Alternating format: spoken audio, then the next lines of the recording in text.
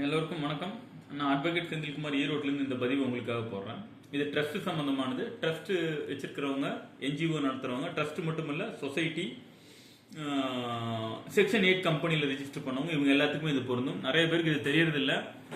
நிறைய பேர் வந்து 2A ATG எடுக்காமலே இருக்காங்க. அட்லீஸ்ட் 2A வாச்சும் எடுக்கணும். 2A எடுக்கலைன்னா உங்களுடைய இன்கம்க்கு அகேன்ஸ்டாக உங்களுடைய எக்ஸ்பென்ஸை செட் ஆஃபே பண்ண முடியாது. இதில் ஒரு பேசிக் இஷ்யூ இருக்குது. நிறைய பேருக்கு தெரியாமல் நிறைய ட்ரஸ்ட் இருக்குது, அவங்க 2Aக்கு அப்ளை பண்ணாமல் எதுவுமே பண்ணாமல் பேங்க்கில் வரவு செலவு பண்ணிருக்காங்க. நாளைக்கு டைரெக்டாக அதுக்கு 30% டேக்ஸ் போடுறதுக்கான வாய்ப்பு கூட இருக்குது. அது ஒரு பக்கம் இருக்குது. இப்போ நம்ம இன்னைக்கு என்ன இந்த பதிவில் எதை பற்றி பார்க்க போகிறோம்னா, ட்ரஸ்ட் ஃபைல் பண்ணும்போது இயர் எண்டிங் 2023க்கு அப்புறம் அந்த அமெண்ட்மெண்ட்டை பற்றி தான் நம்ம பார்க்க போகிறோம். இந்த அமெண்ட்மெண்ட்டில் 10B இல்லாமல் 10BBன்னு ஒரு அமெண்ட்மெண்ட் கொடுத்துருந்தாங்க. இந்த அமெண்ட்மெண்ட் எதுக்காகன்னு கேட்டிங்கன்னா, அது மட்டும் இல்லாமல் ஒருத்தன் 2A ATGக்கு ரிஜிஸ்டர் பண்ணியிருந்தாங்க அப்படின்னா அவங்க ITR 7க்கு போவாங்க. இது ரெண்டுமே இல்லாதவங்க AOP அசோசியேஷன் ஆஃப் பர்சனாக தான் ட்ரீட் ஆவாங்க. அவங்க வந்து ITR 5ல் தான் ஃபைல் பண்ண வேண்டியது இருக்கும். அதில் 30% டேக்ஸ் ஆப்ளிகேஷன் உங்களுக்கு வர்ற மாதிரி இருக்கும். நீங்கள் உங்களோட கிராஸ் ரிசிப்ட் ஒருவேளை பிஸ்னஸ் பண்ணியிருந்தீங்கன்னா உங்களோட ப்ராஃபிட்டுக்கு 30% டிக்ளேர் பண்ணுற மாதிரி இருக்கும். இந்த இடத்துல ஒருத்தங்க 2A ATG அப்டேட் பண்ணிட்டாங்க. அது ப்ரொவிஷனலாக தான் ஃபர்ஸ்ட் எடுத்தோன்னா கொடுத்துருப்பாங்க. சப்சிக்வெண்ட்டாக நீங்கள் 2 இயர்ஸ்க்கு அப்புறம் பர்மனன்ட் சர்டிஃபிகேட் போக வேண்டியது இருக்கும்.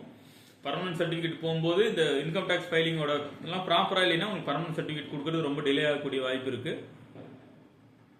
இப்போ இந்த இடத்துல ITR 7ல் நீங்கள் 2A ATG வாங்கிட்டீங்க, ITR 7க்கு போறீங்க. அப்படி ITR 7 நீங்கள் ஃபைல் பண்ண போறீங்க அப்படின்னா அந்த இடத்துல கண்டிப்பாக ஆடிட் ரிப்போர்ட் வைக்கணுமா அப்படின்னு ஒரு கேள்வி இருக்கு. அப்படின்னா நீங்கள் ஆடிட் ரிப்போர்ட் வைக்கணுமா அப்படின்னா ஆடிட் ரிப்போர்ட் வைக்க வேண்டிய அவசியம் இல்லை. உங்களுடைய டாக்ஸபிள் இன்கம் வந்து பிலோ 2.5 lakhs இருக்குது அப்படின்னா நீங்கள் வைக்க வேண்டிய அவசியம் இல்லை. உங்களோட இன்கம் வந்து எபோ 2.5 lakhs இருக்கு, அப் டு 5 crore வரைக்கும் நீங்கள் ஆடிட் ரிப்போர்ட் 10BBன்னு இருக்கு. அது கம்பரைசர் ரிப்போர்ட். அந்த ஃபார்ம் ஆடிட் ரிப்போர்ட் 10BB வச்சிங்கன்னா போதும். உங்களோட இன்கம் எக்ஸீடிங் 5 crore மட்டும்தான் நீங்கள் 10B வைக்கணும்.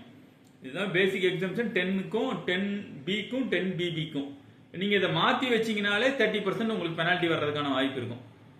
அதனால கரெக்டான ரிப்போர்ட்டை வைங்க. பிலோ 2.5 lakhsக்கு இருக்கிறவங்க இது அப்படியே இருக்கு. நான் என்ன பொறுத்தவரை டொனேஷனோட கம்பேர் பண்ணிக்க, டொனேஷன் 2.5 lakhsக்கு மேலே எக்ஸீட் ஆனாவே நம்ம 10BBக்கு போய்க்கிறது நல்லதுங்கிற மாதிரியான விஷயம் தான். இந்த மீன் டைம் அவங்க சொல்றது ப்ரொவிஷன் சொல்றது டாக்ஸபிள். அப்புறம் ஃபாரின்லேருந்து நீங்கள் ஃபண்டு வாங்கினீங்கன்னா கண்டிப்பாக 10BB பத்தாது, 10Bக்கு தான் போக வேண்டிய நெசசிட்டி கண்டிப்பாக இருக்கும். அது டீடைல்டு டாக்ஸ் ஆடிட் ரிப்போர்ட்டோ டீடைல்டு ரிப்போர்ட் ஃபார் ட்ரஸ்டாக இருக்கும். அது டாக்ஸ் ஆடிட்டில் வராது. ஒருவேளை ஒரு ட்ரஸ்ட் பிஸ்னஸ் பண்ணி அதோட டர்ன் ஓவர் வந்து 1 crore மேலே இருந்துச்சு அப்படின்னா you have to tax audit ரிப்போர்ட்டுக்கு போக வேண்டிய கம்பைலன்ஸும் உங்களுக்கு இருக்கக்கூடிய வாய்ப்பு இருக்கும். இந்த ட்ரஸ்ட் வச்சிருக்கிறவங்கலாம் கண்டிப்பாக ஃபாலோ பண்ணுங்க. இதை மற்றவங்களுக்கு ஷேர் பண்ணுங்க, அடுத்தவங்களுக்கு யூஸ்ஃபுல்லாக இருக்கும். இந்த தகவலை உங்களோட ஷேர் பண்ணதில் ரொம்ப மகிழ்ச்சி. நன்றி.